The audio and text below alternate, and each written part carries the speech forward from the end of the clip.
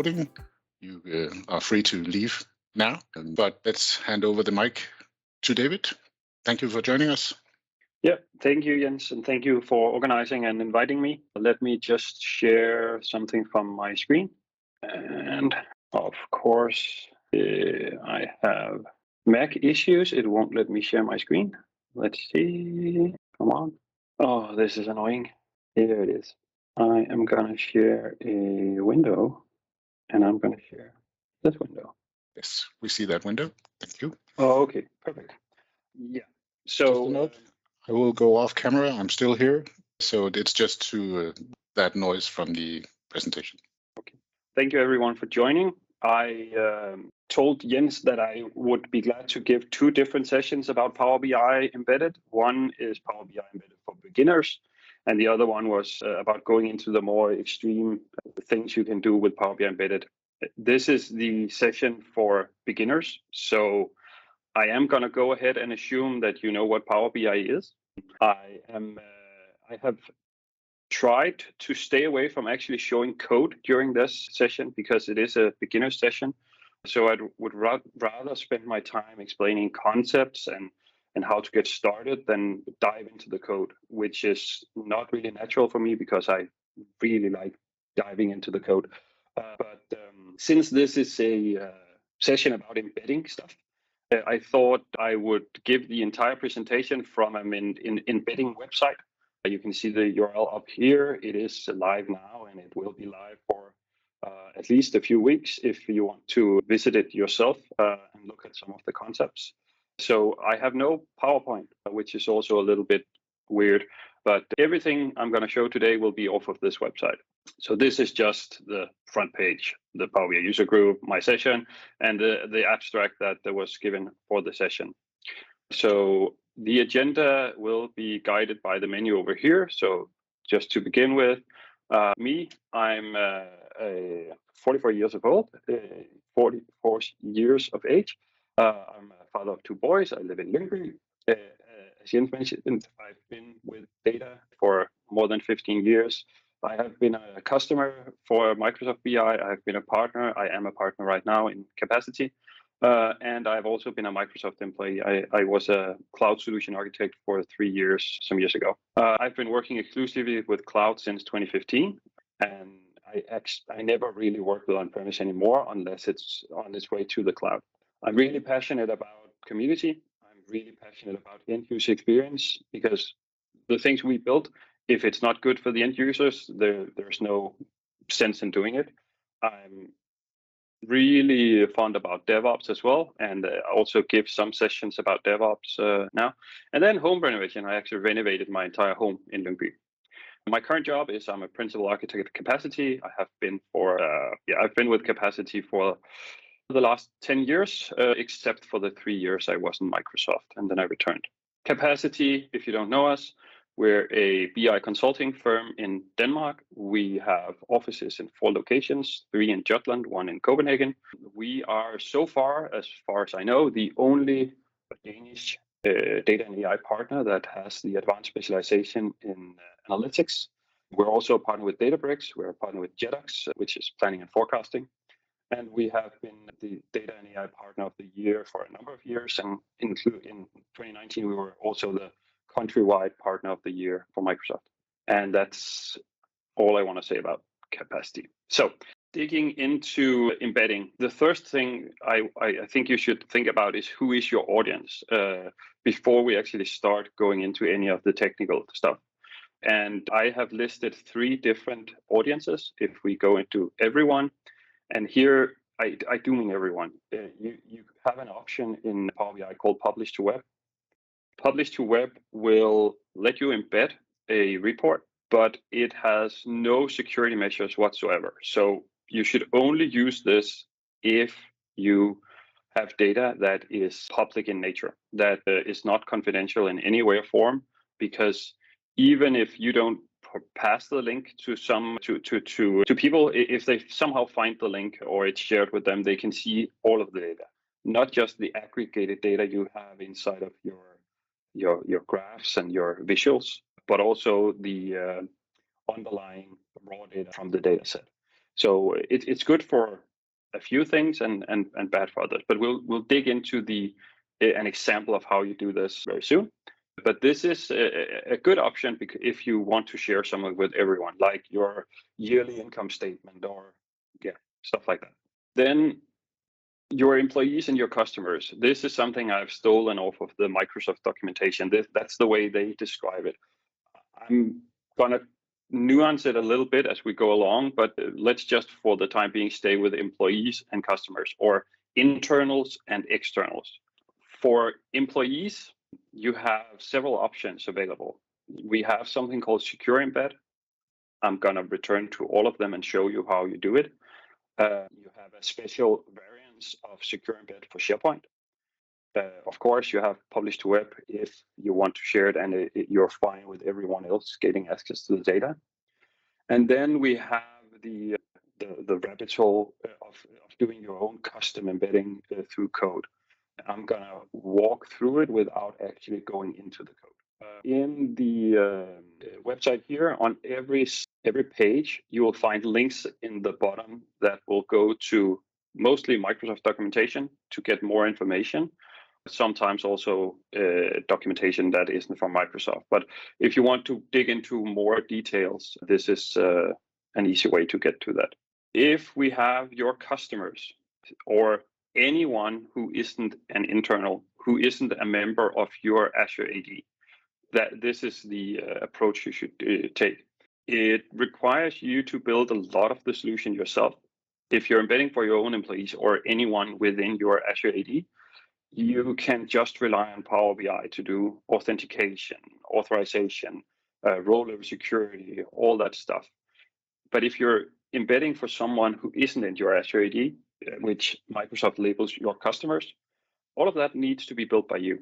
But you will be able to use A nodes. I'll get back to that when we go to licensing, but we have 3 different node types. A nodes, which are in Azure, P nodes, which is what typically is just referred to as premium, and then EM nodes, which is premium, but just for embedding. A nodes has the advantage that they can scale and that they can pause when you're not using them. So if you only have a site where you want to embed during the working hours or only the first week of the month, you can scale or you can pause totally. So that was about audience. Let's dig into the different types of embedding then. Let's start with publish to web. If you have a report open in Power BI, you can go to File, Embed Report, Publish to Web, and note that it says public. When you click that, you'll get this pop-up where you can modify the size and the default page if you have multiple pages. And you can also have a placeholder image so that while it's loading, it will show a nice image of your report. And that's basically what you can customize for publish to web. When you take the iframe here, the HTML, you can paste into a website. That's what I've done here. I've just pushed the copy button and taken whatever is in here and pasted it inside of this site. And then it looks like this. And it's fully interactive. It will refresh if you refresh the data behind the scenes. It doesn't support any kind of security. Role-level security is, you can't even use this option if the model has role-level security. But you have a fully interactive report, and publish to web is free. You don't need any capacities. You don't need premium per user or anything. It's free to use, but it's open to everyone. And you can't customize the layout here. We have 3 pages in this report. So here you can go through the other pages, and you can't really do anything other than that. Inside of the documentation, it comes with a long list of limitations. Before you start using it, you should read. But the most important thing is your data is now public when you use this option. Power BI administrators can either block publish to web, or which they can restrict it to only being certain users or certain user groups that can go ahead and use this, which they should be doing. You don't want to leave publish to web open to every Power BI user in your tenant, because someone could accidentally share confidential data on the internet. So highly advisable to go ahead and restrict who can do this. But for certain scenarios, it is still a good option. Secure embed is a new-ish way of embedding. In the beginning, you had to write code to be able to embed. With secure embed, you can get everything done for you out of the box. It does support row-level security. It does support object-level security, but you can't modify it too much. So you go to File, Embed Report, Website or Portal, and here you get two different links, a direct link and then a link that is already enclosed in an iframe. You can take that just as with the publish to web, take the iframe link and just paste it inside of your website. If you don't have, if you visit this link and you are not signed into Power BI, you will be met with this. This is inside of the iframe. It's Power BI that's powering this. It's not something I've done. It just requires me to log in with my organizational account, and then everything works out of the box, just like if I was viewing this inside of the Power BI portal. You can push filters by adding them to the embed URL. So the URL we got from the in the iframe. So I have a button here just to demonstrate that you can push a filter. So state the region column in the state table, I want to set a filter for it to be north, same as pushing this one here, but now as a page level filter. So if I push this, you'll see that I only have data for north. I have a note up here that URL filters, it cannot be used as a security measure. This is just for convenience, because whoever views this can just go ahead and remove the filter again. So even though you start out by embedding this filtered just to show north, the users can still see whatever is in there. So if you want to restrict access to data, row-level security is the way to go. It's I'll get to licensing, Peter. I just saw your question. Licensing is the next step. But yes, you will require a license. Not you don't need Pro, but some kind of user-specific license or capacity license. Secure embed for SharePoint. It's built the same way. You go to File, Embed Report, then you select SharePoint Online instead of website or portal. You get a link. This link you will need to use in your SharePoint portal for a Power BI web part. So you have a Power BI report link, and you can set which page to show. And here you can customize a little bit. If you want to show the navigation pane, the filter pane, the action bar, we can go in here and see the result. So I'm still using the same report. This is just using the secure embed for SharePoint. And if I go ahead and edit, you can see here that I can remove these, or I can show the action bar if I want to allow exports and stuff like that. But this is the level of customization you can do. We have a couple of questions. Yeah. So what is the advantage of using URL filters instead of regular slices and filters in Power BI? If you have one report definition and you want to embed it different places and you want to have a different starting point for each embedding, you can use the URL filter. So it doesn't need to be a part of the report definition, but it's specific to the embedding. So it's a way of injecting a filter selection from a different setup. Yeah, it could be that you want to show a report to everyone in your intranet, but when you embed it on the marketing slide, marketing page or marketing hub, you want it to filter down to their department. If you put it on finance, you want it to filter down to finance, but you don't want to save different versions of the report. Here, just using the URL filter would be an easy way to do that. Okay, so a couple of license questions. I think we will get back to those. Then is there no facility to not allow users to see filters as they exist on Power BI services? So can you hide the filters pane? The filter pane, not using, so you can here on the SharePoint one, but using secure embed, I haven't been able to find a way to do it yet. And I just, full disclosure, we go into the link here. It does say that it supports URL filters and URL settings. I haven't been able to track down the documentations for the URL settings. I assume that you would be able to put something that says that the filter pane shouldn't be enabled, but I haven't been able to track it down in the documentation. So Okay. perhaps is the best I can do right now. So a question on embedding, is that for reports or apps?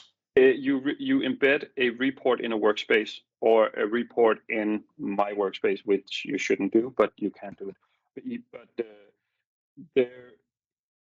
You basically you embed from the workspace. Okay. Final question. Just to emphasize the warning flag about public access, can the visitors download the data from the public published web? There isn't a download data option, but if you are a little tech savvy, then yes, you can download everything. Yes. So you should never use it unless the data is completely public, the entire data set in its entirety. Yes. Okay. Collect questions for a later slot and let you move on with the presentation.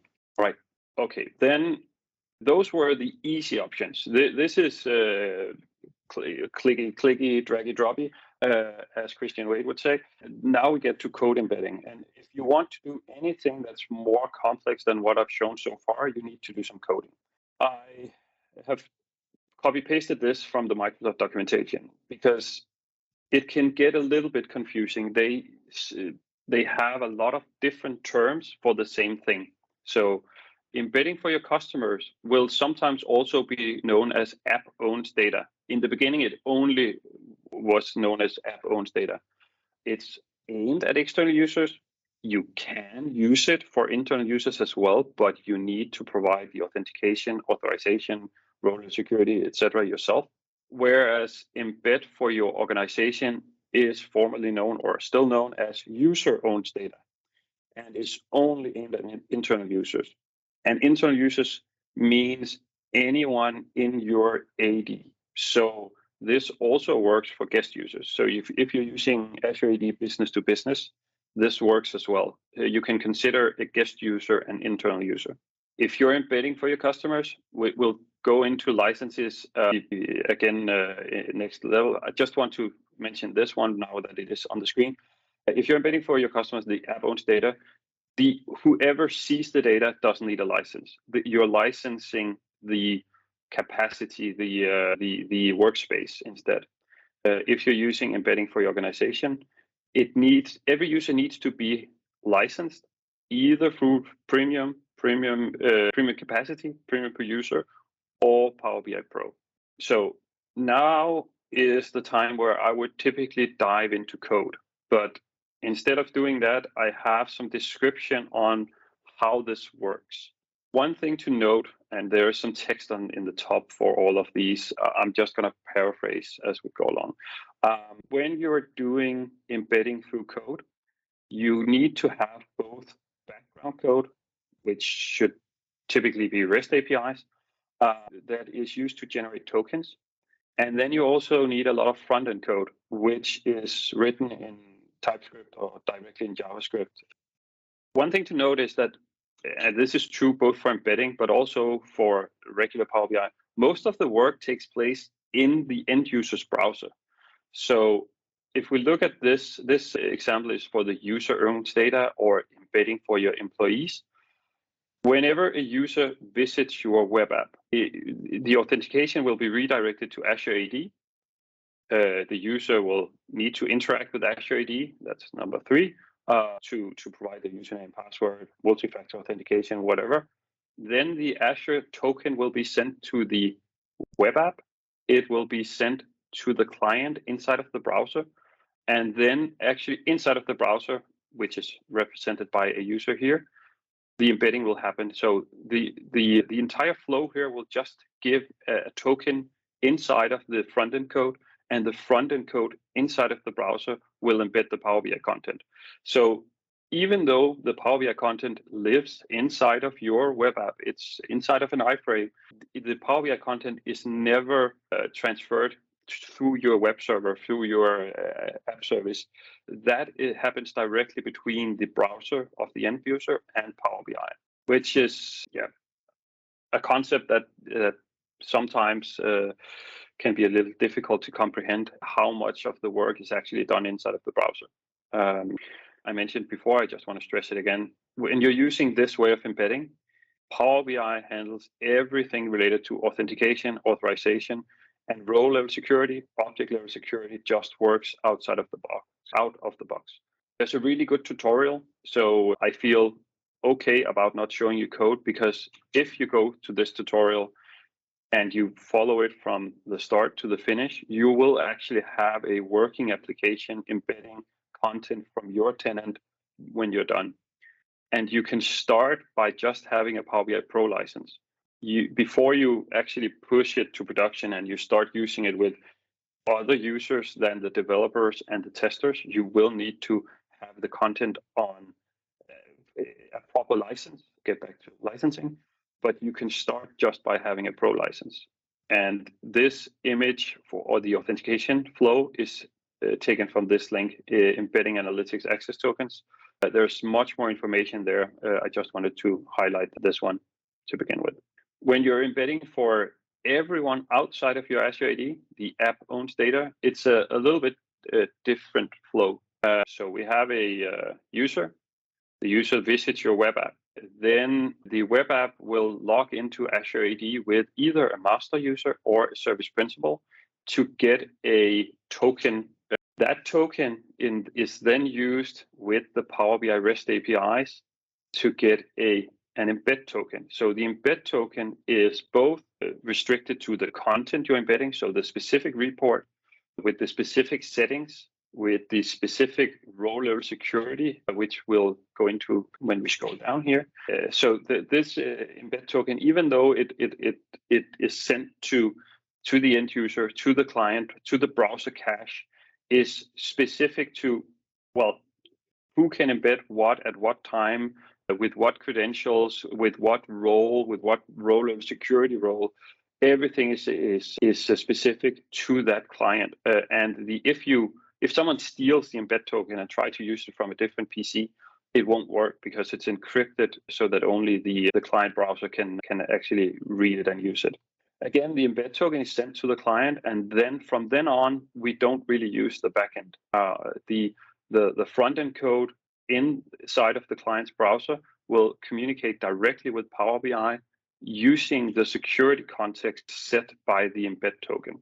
I've been working for a few years on a really big implementation of Power BI embedded, and this was also through security review, penetration testing, and in the beginning they didn't like the idea of the embed token actually living in the browser cache, but Microsoft has provided quite good documentation on why this is not an issue, and it also ended up being accepted, even though this was dealing with highly sensitive financial data. Just wanted to stress that this is a very secure solution, even though it can be a little bit weird that all of the security context is available in the browser cache at the client. When you're using this way of embedding, as I mentioned, you're dealing with authentication, authorization, security, role of security.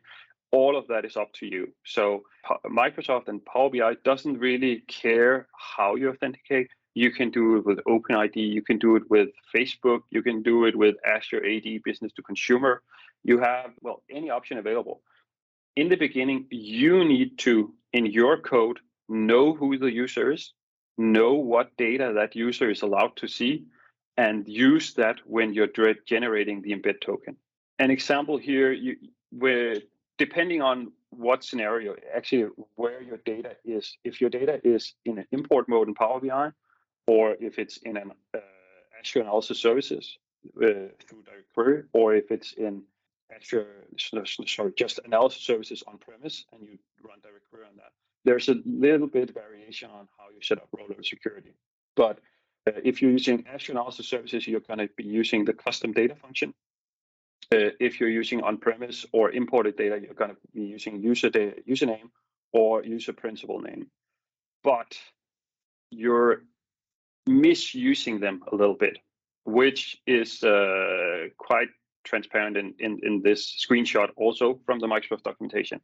So this shouldn't make sense in a normal model that you're setting the region code equals to the username, because my username is dlb@capacity.dk, and I doubt that this model will have a country region code that is my email. But the thing is, when you're generating your embed token, you will tell Power BI what the username is.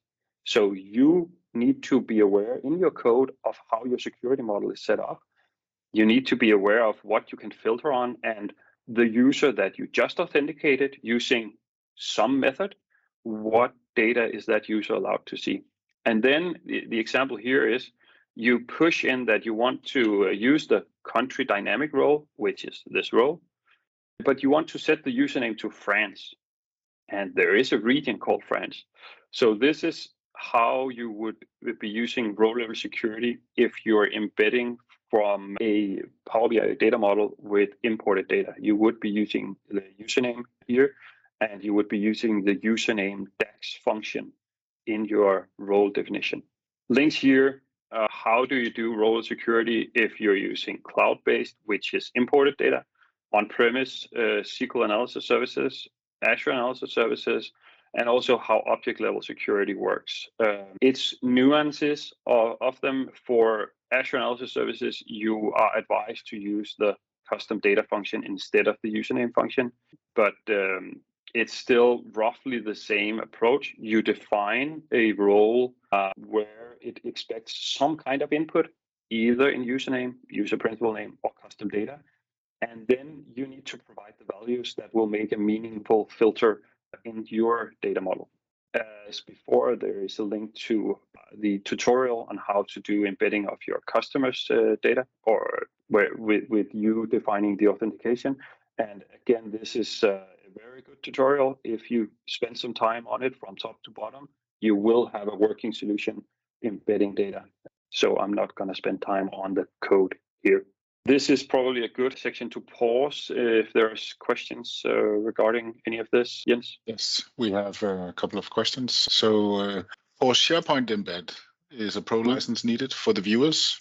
A license is needed, so it could be pro, it could be premium user, it could be premium capacity.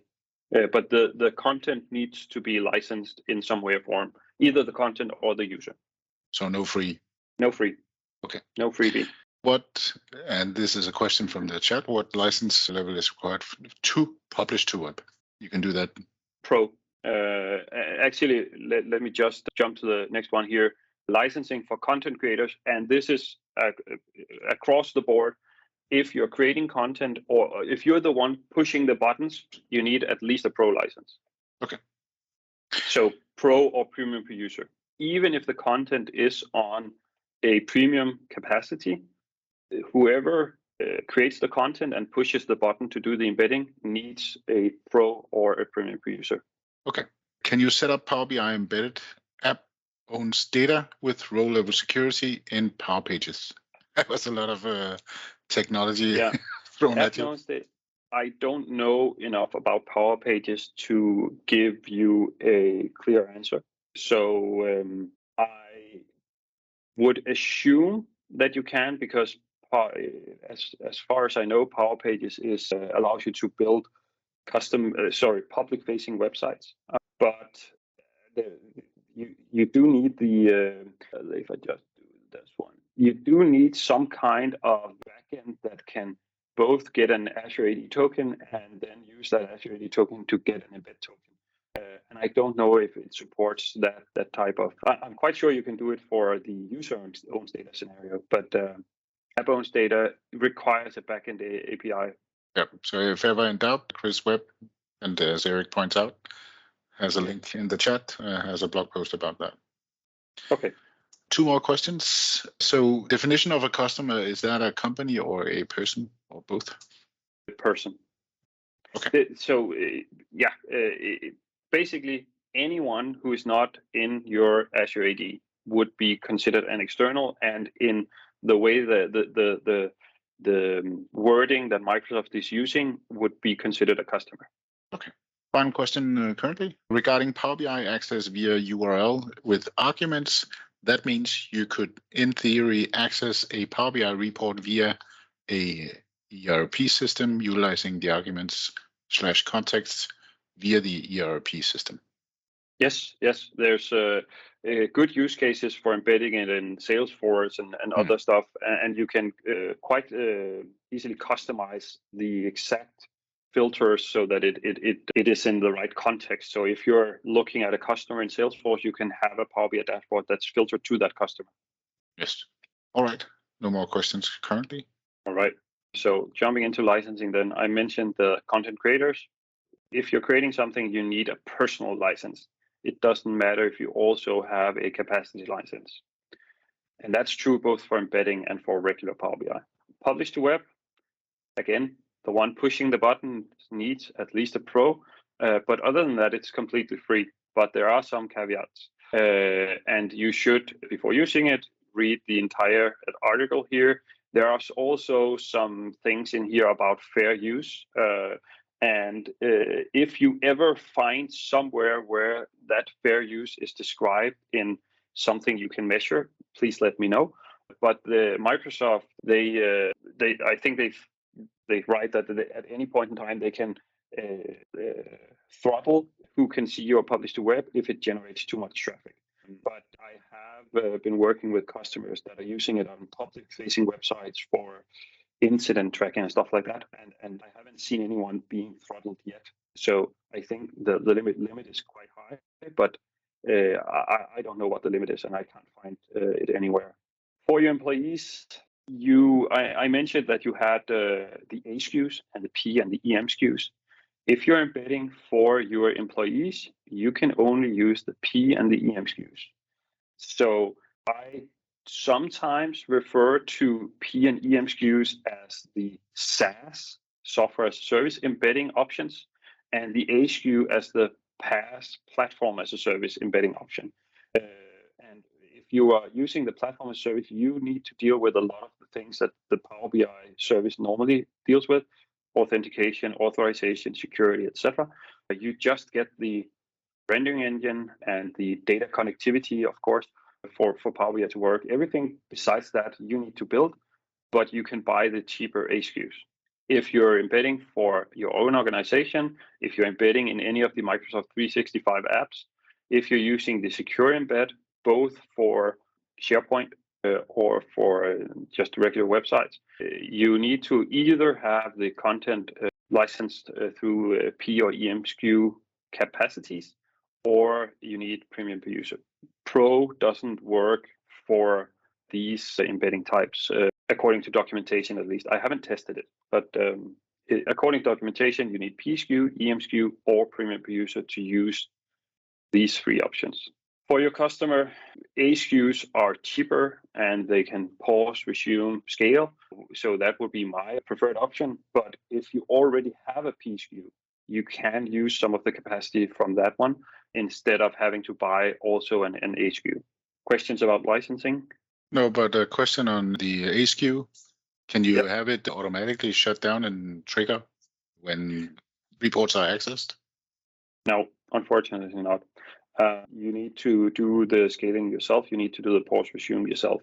So it's schedule based. Of course, you can use telemetry to scale and to pause if there are no requests, but you wouldn't be able to have it auto resume when you get a new request.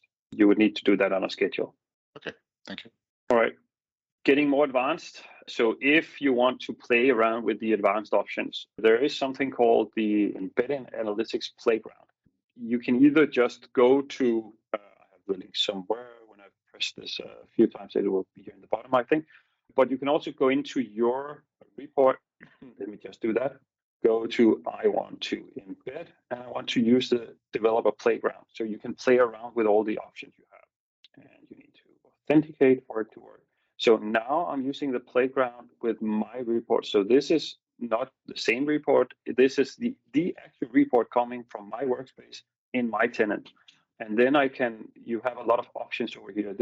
This has been improved greatly over the years. It started out being not really a help, but here you can go and look at all the options you have here, and if you see something you want to try, for instance, if you want to get the slicer state, you just drag and drop the code over here, and you can see the code. You can copy paste this into your own solution, or you can just use it for inspiration, and then you can just click run. Now this one ends up logging the state into the console log. So to be able to see it, I'm just going to enable the log here, and then we can click run, and that didn't work. Okay, let's do it the other way around. Let's go back to the home of the embedding playground. So you have the developer sandbox, which we were just in. You can either use a sample report, your own Power BI report, or if you are already trying to embed through code and you have code that will generate the embed token, you can use your own embed token and test it out here. I'm just going to use the sample report to begin with. Okay, so let's see. Get page slicers. We're going to try that again just with the sample report. Run. So you can see here which slicers are available on this page.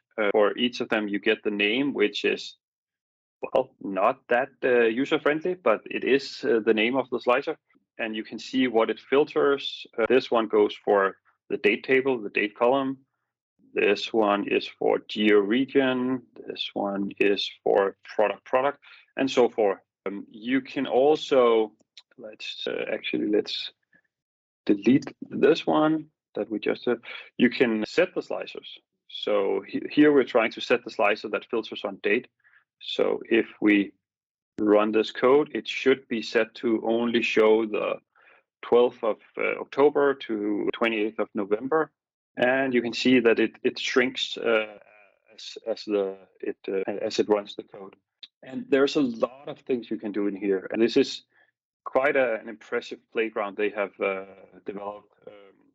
If you want to do something more advanced, for instance, if you want to build something that reacts to how your users are interacting with the report, you can actually go ahead and say, whenever someone clicks a data point, I want to be notified. I want to know what they clicked, what was the context, and we just need to run the code so that it's ready. And if I click this one, you'll see I get an event, which for now is just written to the console log, but you could be using this to do all kinds of stuff.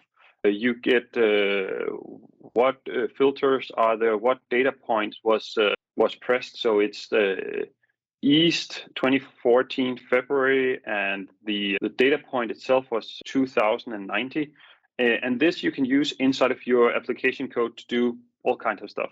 I can show you an example of what you can do. If we go back to home here in the playground, and then we go into the showcases, which they've built some quite impressive showcases. Go from insights to quick action. This is something that deals with what data you filtered to. So if you say, I want to see customers that last purchased electronics, I just want from APAC 1, there's only one there. Let's do these two, one from APAC, one from Canada. And then you have a button, create a campaign, which gets the data points that are selected or available inside of your table. And then you can do some kind of action on top of them. And this is just HTML that's overlaying on top of the embedded Power BI report. And then you can have all kinds of the example here, send coupon, send discount. What do you want to put in the email, and then press send. And of course, it's not sending anything. It's just a showcase. If you look into the showcases and you see something that you like, you can always go up here and learn more. And there's in the entire showcase described how they achieved what they had achieved. That you can actually download the code and see exactly how to build this. And some of the showcases are quite impressive. You also have, if you want to have something completely dynamic here, 5 different visuals, and then you can allow the users to create more visuals. And now you have a visual more here. Getting back here. So the last showcase I just showed here is actually a great example of the last point I have here on advanced is the report authoring SDK. which is also available inside of the playground. This allows you to completely customize what you show to the end user, and you can also build it on the fly in your application code. So building a dynamic Power BI report with just the visuals you want to show, with just the filters you want to filter. It's all available inside of the playground. If you go here, try it, you sample, you have authoring here. It's very potent. I worked on a customer solution where we are generating thousands of reports on the fly when the user requests them, based on who the user is, what columns they want to see, what measures they want to see, if they want to group the data in a specific way. So all of that is stored in just a JSON document. So we have thousands of JSON documents describing how a report should look like. And then when someone requests it, we build it on the fly and show it. And it takes less than a second before the report is shown. So it's a very potent API. I actually have a few of the features here that are a direct outcome of feedback I gave to the product group while we were doing this project. All right. So that was what I wanted to show about more advanced. Then we're running out of time. So the appendix, I have included some more resources. So there's resources on most of the pages. Here are just some generic ones. I want to have just a 30-second advertise for our capacity information hub. It's something that we've built mostly for customers that are transitioning from one BI platform to another. So it could be decommissioning Cognos, commissioning Power BI. And you want to have that journey be easy for your end users. So you don't want them to know that now you have to go to this URL to get your data. Now from Monday, you need to go to this URL. So in here, we can put reports from Cognos, Power BI, Target, PowerPoint presentations, you name it. And then we can switch to a different data source behind the scenes without the end user needing to know it. We can also communicate if there's update issues with one of the data sources. So if the data load from the CRM solution failed, we can notify, and we can actually put a tiny exclamation point on all the reports that are affected by that failure. When you drill into a report, you can see here you have this is a Power BI report, but it's not a Power BI URL, because we want that URL to be the same regardless if it's Power BI or Target or Cognos that's delivering the report. And you have some more information on the report that this is just a popover. There's a small arrow in the bottom that you can pop up with the information about the report, how to contact the owner, etc. So just a small advertisement. This is about embedding Power BI, but also about embedding a lot of different front-end tools. There's a link here to the English version of the product information. And leads me to the last point, questions. We have a few minutes left. Yes, and we have a couple of questions, some short and some longer ones. Let's begin with the short ones. Is it possible to embed just one visual from a report into a website? Yes, it is possible. Through code, you can.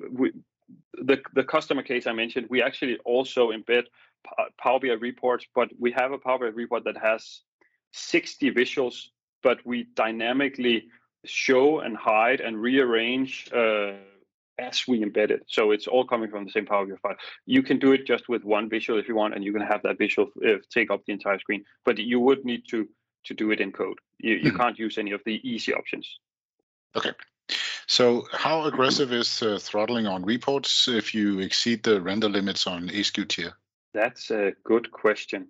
I don't really have a good answer. So if you're using generation 2 capacities, it shouldn't be that aggressive, because generation 2 capacities allow you to exceed what you're paying for even a long period of time. They just even out over a month.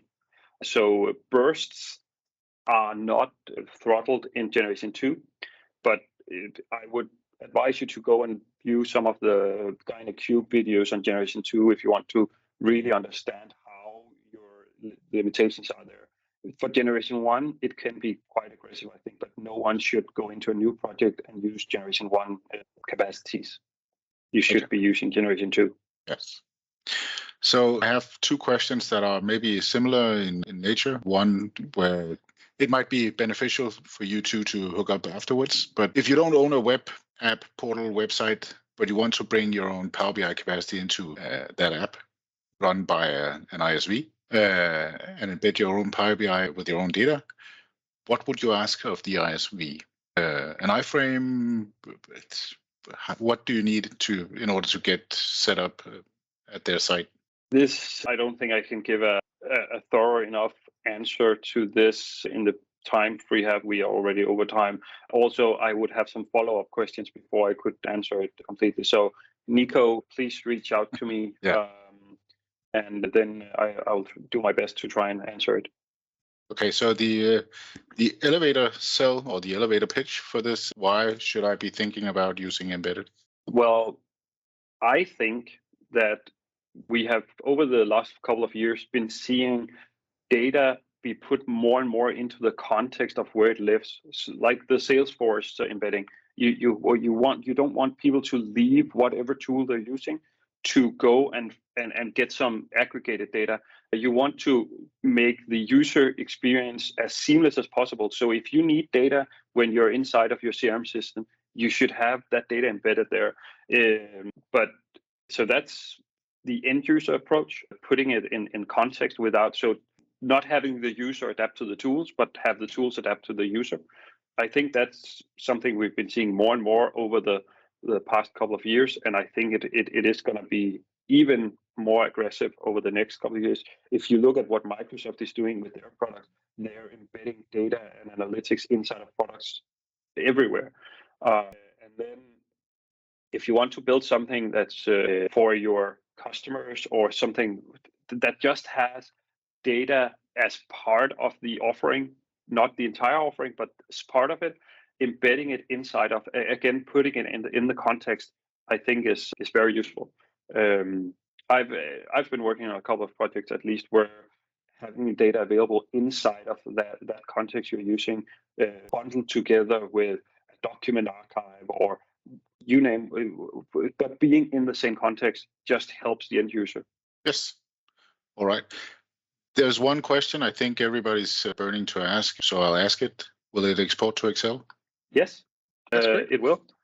Actually, if we go to the playground and you go to data, you can see you have export visual data summarized, export visual data underlying.